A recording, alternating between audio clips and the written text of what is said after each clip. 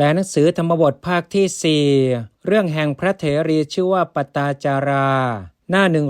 139ตั้งแต่สากิระปัทุมุตตรพุทธกาเลปัทุมุตตรสัทธาราเอกังเป็นต้นไปกิระได้ยินว่าปัทุมุตตรพุทธกาเลในการแห่งพระพุทธเจ้าพระนามว่าปัทุมุตตระสาปตาจารานว่านางปตาจารานั้นทิสวาเห็นแล้ววินยทรัตเถรียงซึ่งพระเถรีผู้ทรงไว้ซึ่งพระวินัยเอกังรูปหนึ่งปัทุมุตตรสัทธาราเอตทัคเคทปิยมานังทปิยมานังผู้ปัทุมุตตรสัทธาราอันพระศาสดาพระนามว่าปัทุมุตตระทปิยมานังทรงตั้งไว้อยู่เอตทัคเคในเอตทัคคะปัทุมุตตรสัทธาราเอตทัคเคทปิยมานังผู้อันพระศาสดาพระนามว่าปัทุมุตตระทรงตั้งไว้อยู่ในเอตทัคคะสเกนะพาหายะขเหตวานันทนวเนทปิยมานังวิยะผู้ราวกล่าวว่าสเกนะอันเท้าสกกะขเหตวาทรงจับแล้วพาหายะที่แขนทปิยมานังทรงตั้งไว้อยู่นันทนวเนในสวนชื่อว่านันทวันสเกนะพาหายะขเหตวานันทนวเนทปิยมานังวิยะผู้ราวกะว่าอันเท้าสกกะทรงจับแล้วที่แขนทรงตั้งไว้อยู่ในสวนชื่อว่านันทวันกัตวากระทำแล้วอธิการังซึ่งอธิการทเปสีตั้งไว้แล้วปัทนังซึ่งความปรารถนาอิติว่าอาหังปิแม้อันว่าหม่อมฉันละพยังพึงได้อคัตถานางซึ่งตำแหน่งอันเลิศวินยทรัตเถรีนางกว่าพระเถรีผู้ทรงไว้ซึ่งพระวินัยทั้งหลายสันติเกในสำนักพุทธศาสนาของพระพุทธเจ้าตุมหาทิสัสสะผู้เช่นกับด้วยพระองค์อิติดังนี้ปทุมุตตรพุทโธอันว่าพระพุทธเจ้าพระนามว่าปทุมุตตระปัทริตวาทรงแผ่ไปแล้วอนาคตังสยานังซึ่งอนาคตังสยานยตวาทรงทราบแล้วสมิชชนะภาวังซึ่งความเป็นคืออันสำเร็จปัทนายะแห่งความปรารถนาพยากาสีทรงพยากรณ์แล้วอิติว่า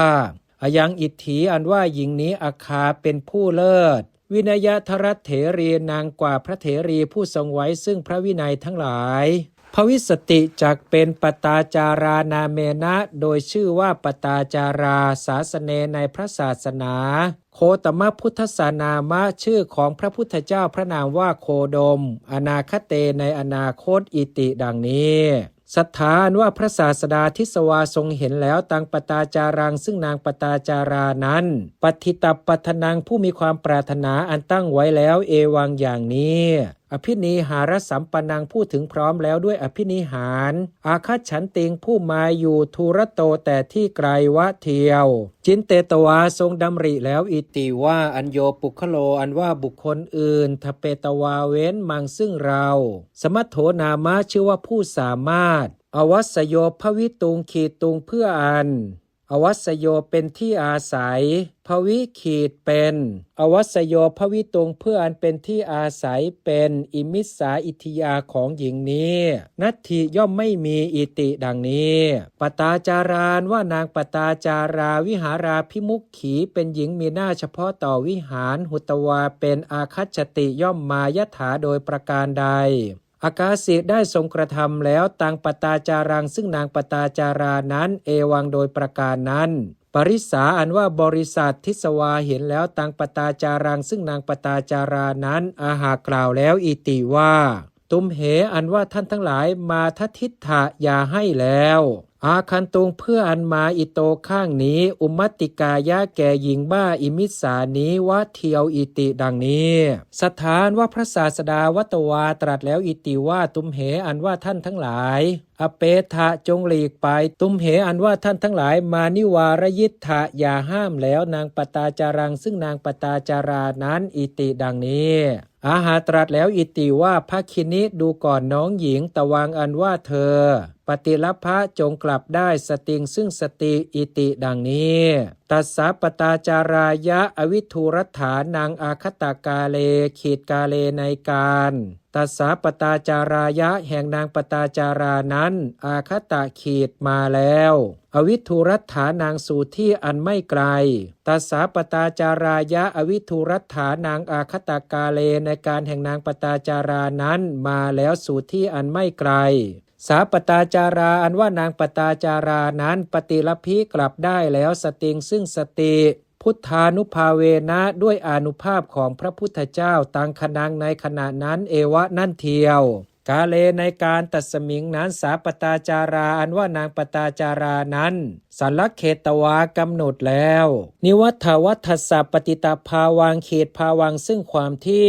นิวัฏวัฏสสะแห่งผ้าอันตนนุ่งแล้วปฏิตาขีดเป็นผ้าตกไปแล้วนิวัฏวัฏสะปฏิตาภาวังซึ่งความที่แห่งผ้าอันตนนุ่งแล้วเป็นผ้าตกไปแล้วฮิโรตตัปปังยังฮิริและโอตตัปปะปัจจุปถาเปตวาให้เข้าไปตั้งไว้เฉพาะแล้วนิสีธินั่งแล้วอุกุติกังกระยงอัฐาครั้งนั้นปุริโสอันว่าบุรุษเอโกคนหนึ่งคิปิโยนไปแล้วอุตรสาตกังซึ่งผ้าสบายเฉียงอาสาปตาจารายะแก่นางปตาจารานั้นสาปตาจาราอันว่านางปตาจารานั้นนิวาเสตวานุ่งแล้วตังอุตรสาตกังซึ่งผ้าสบายเฉียงนั้นอุปสังกมิตวาเข้าไปเฝ้าแล้วสัทธารังซึ่งพระศาสดาวันทิตวาถวายบังคมแล้วปัญจปฏิทิเตนะด้วยอันตั้งไว้เฉพาะแห่งองค์ห้าปาเทสุที่ใกล้พระบาททั้งหลายสุวรรณวันเนสุอันมีสีเพียงดังวันนะแห่งทองอาหากราบทูลแล้วอิติว่าพันเตข้าแต่พระองค์ผู้เจริญ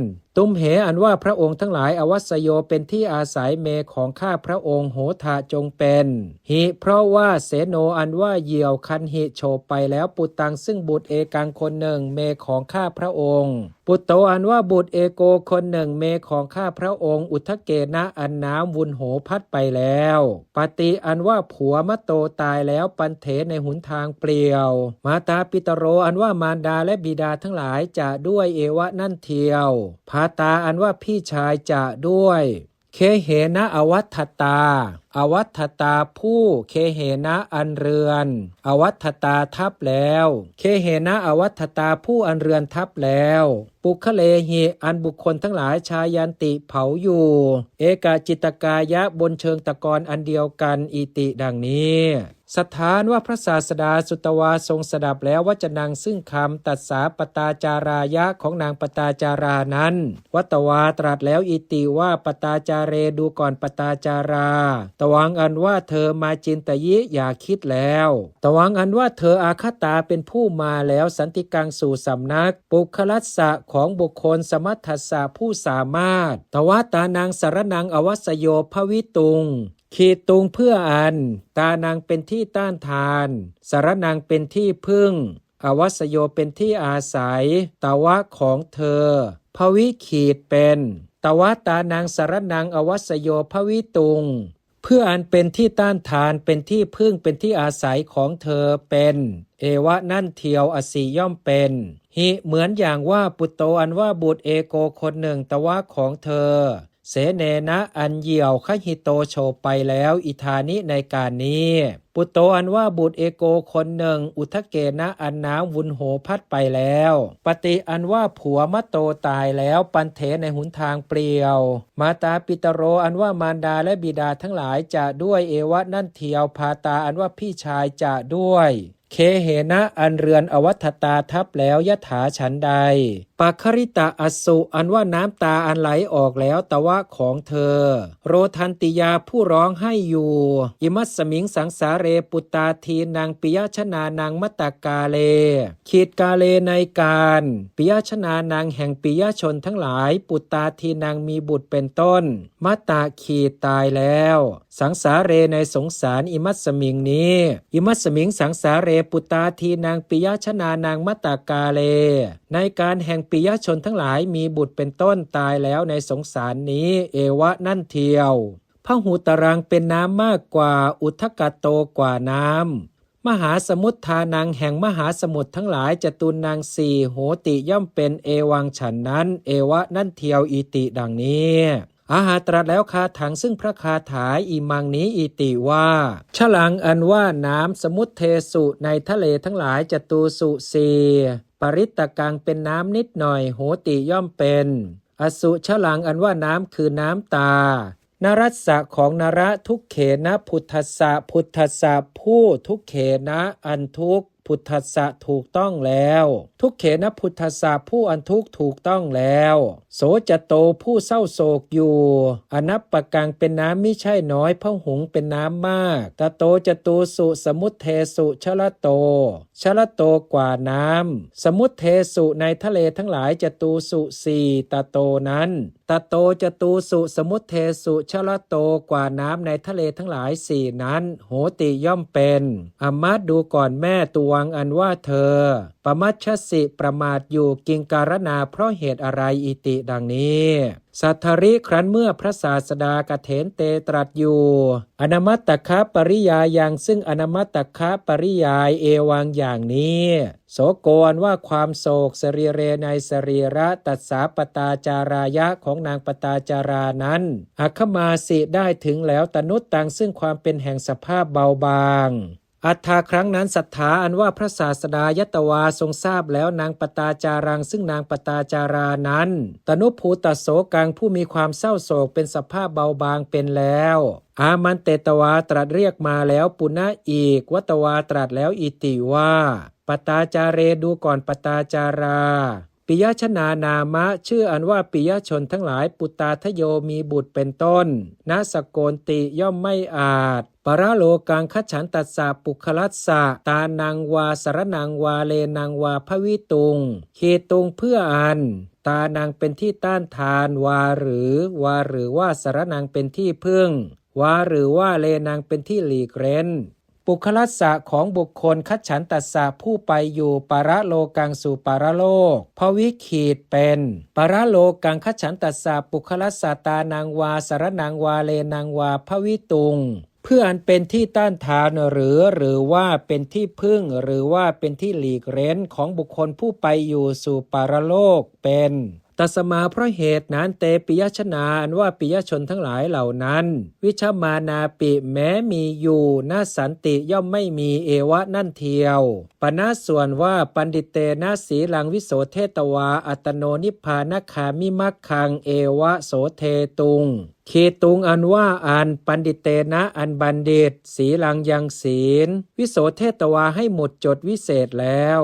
นิพพานคามิมักขังยังหุนทางอันยังสัตว์ให้ถึงซึ่งพระนิพพานโดยปกติอัตโนของตนเอวะนั่นเทียววิโสเทขีดให้หมดจดปันดิเตนะสีลังวิโสเทตวาอัตโนนิพพานคามิมักขังเอวะโสเทตุงอันว่าอันบัณฑิตยังศีลให้หมดจดวิเศษแล้วยังหุนทางอันยังสัตว์ให้ถึงซึ่งพระนิพพานโดยปกติของตนนั่นเทียวให้หมดจดวัตติย่อมควรอิติดังนี้เทเสนโตเมื่อทรงแสดงธรรมังซึ่งทำอภาสิได้ตรัสแล้วคาถาซึ่งพระคาถาทั้งหลายอิมาเหล่านี้อิติว่าปันดิโตอันว่าบัณฑิตยตวารู้แล้วอัทวสังซึ่งอำนาจแห่งเนื้อความเอตังนั่นอิติว่าปุตตาอันว่าบุตรทั้งหลายณสันติย่อมไม่มี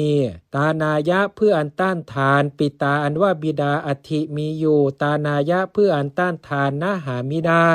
พันธวานว่าพวกพ้องทั้งหลายสันติย่อมมีตานายะเพื่ออันต้านทานนาปิแม้หามิได้ปุคลัสสะเมื่อบุคคล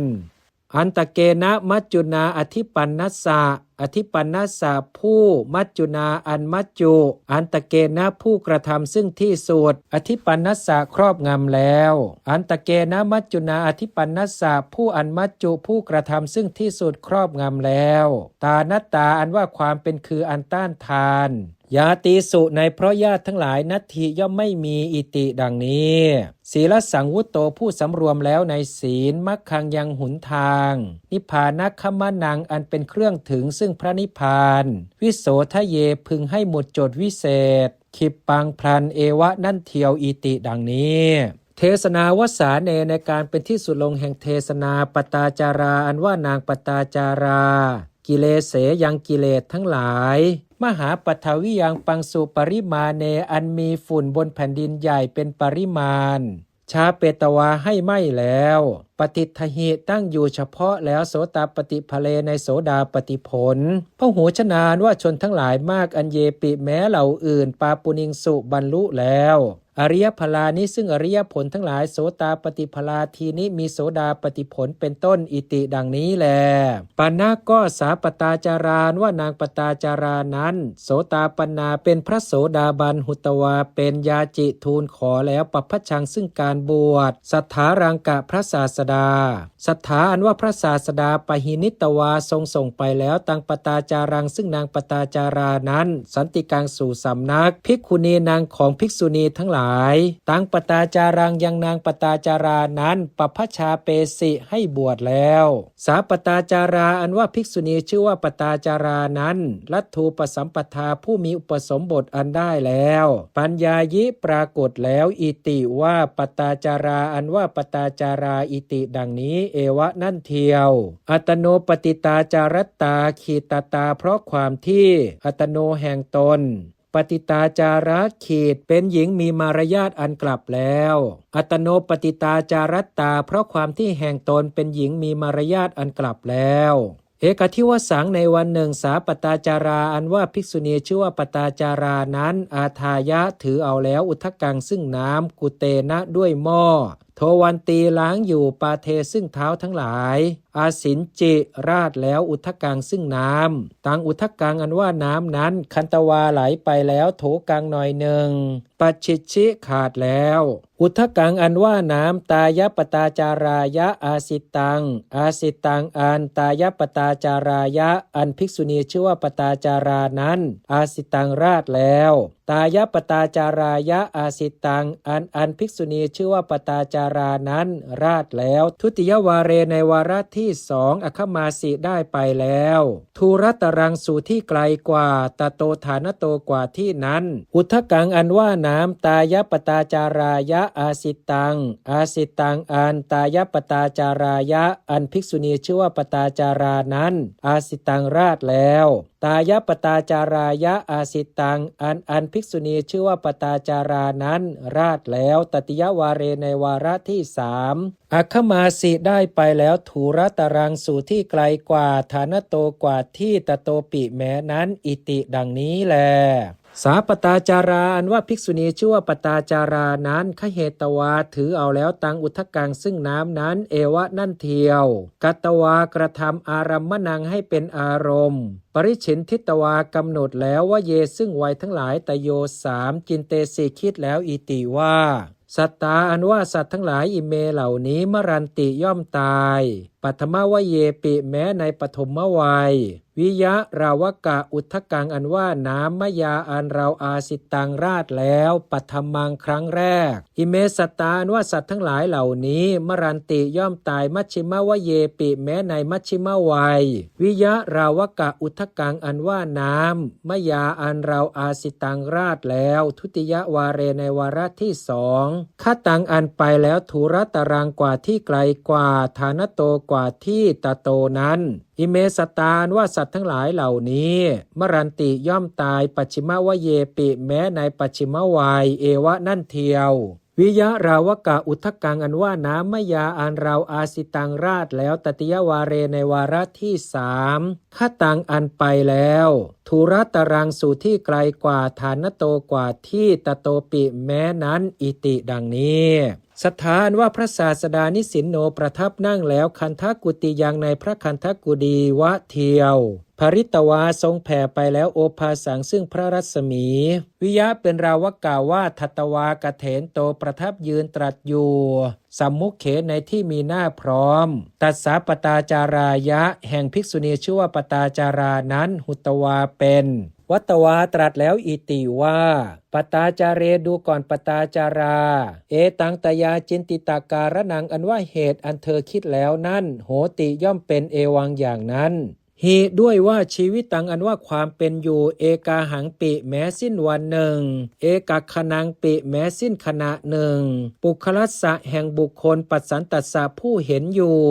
อุทยัพพยังซึ่งความเกิดขึ้นและความเสื่อมไปขันธานางแห่งขันทั้งหลายปัญจนังห้าเตสังเหล่านั้นสายโยเป็นคุณชาติประเสริฐกว่าชีวิตโตกว่าความเป็นอยู่ วัสสตังสิ้นร้อยแห่งปีปุคลัสสะแห่งบุคคลอปสันตัสสะผู้ไม่เห็นอยู่อุทยัพพยังซึ่งความเกิดขึ้นและความเสื่อมไปขันธานังแห่งขันธ์ทั้งหลายปัญจนังห้าโหติย่อมเป็นอิติดังนี้อนุสนทิงคเตตวาธรรมังเทเสนโตเมื่อทรงสืบต่อซึ่งอนุสนธิแสดงซึ่งธรรมอาหาตรัสแล้วคาถังซึ่งพระคาถาอิมังนี้อิติว่าจากก็โยปุคโลอันว่าบุคคลใดอปัสสังไม่เห็นอยู่อุทยัพพยังซึ่งความเกิดขึ้นและความเสื่อมไปชีเวพึงเป็นอยู่วัสสตังสิ้นร้อยแห่งปีชีวิตตังอันว่าความเป็นอยู่เอกาหังสิ้นวันหนึ่งปุคลัสสะแห่งบุคคลปัสสโตผู้เห็นอยู่อุทยัพพยังซึ่งความเกิดขึ้นและความเสื่อมไปไสยโยเป็นคุณชาติประเสริฐกว่าตโตตัสสะปุคลัสสะวัสสตังชีวิตตโตชีวิตโตกว่าความเป็นอยู่วัสสตังสิ้นร้อยแห่งปีตัสสะปุคลัสสะแห่งบุคคลนั้นตโตนั้นตโตตัสสะปุคลัสสะวัสสตังชีวิตตโตกว่าความเป็นอยู่สิ้นร้อยแห่งปีแห่งบุคคลนั้นโหติย่อมเป็นอิติดังนี้อโถอันว่าอัตอิติว่าอปัสสันโตผู้ไม่เห็นอยู่อุทยังซึ่งความเกิดขึ้นจะด้วยว่ายังซึ่งความเสื่อมไปจะด้วยขันธานังแห่งขันธ์ทั้งหลายปัญจนังห้าลักขเนหิด้วยลักษณะทั้งหลายปัญจวีสติยา25อิติดังนี้ตถาปเทสุในบททั้งหลายเหล่านั้นหนาคาถาปาทัสสะแห่งบาทแห่งพระคาถาอิติว่าอปัสสังอุทยัพพยังอิติดังนี้อโถอันว่าอัตอิติว่าชีวิตตังอันว่าความเป็นอยู่เอกาหังปิแม้สิ้นวันหนึ่งปุคลัสสะแห่งบุคคลปัสสันตัสสะผู้เห็นอยู่อุทยังซึ่งความเกิดขึ้นจะด้วยว่ายังซึ่งความเสื่อมจะด้วยขันธานังแห่งขันธ์ทั้งหลายปัญจนังห้าเตสังเหล่านั้นไสยโยเป็นคุณชาติประเสริฐกว่าชีวิตตโตกว่าความเป็นอยู่ปุคลัสสะแห่งบุคคลอิตรัสสะนอกนี้โหติย่อมเป็นอิติดังนี้คาถาปาทัสสะแห่งบาทแห่งพระคาถาอิติว่าปัสสโตอุทยัพพยังอิติดังนี้เทศนาวสาเนในการเป็นที่สุลงแห่งเทศนาปตาจาราอันว่าพระเถรีชื่อว่าปตาจาราปาปุณิบรรลุแล้วอรหัตตังซึ่งความเป็นแห่งพระอรหันต์สหกับปฏิสัมพิทาหิด้วยปฏิสัมพิทาทั้งหลายอิติดังนี้แลปตาจาราวัตถุอันว่าเรื่องแห่งพระเถรีชื่อว่าปตาจารานิธิตังจบแล้ว